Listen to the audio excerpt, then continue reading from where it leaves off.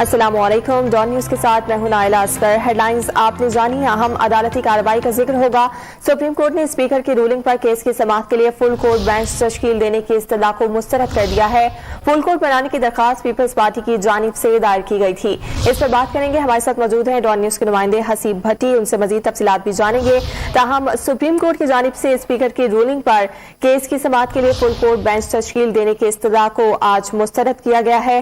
Full court بنانے کی درخواست پیپلز پارٹی کی جانب سے دائر کی گئی تھی، اور اس وقت آپ کو اپڈیٹ کیے چلیں کہ اسپیکر کی رولنگ پر سماعت کے لیے فل کورٹ تشکیل دینے کی استدعا کو مسترد کیا گیا ہے۔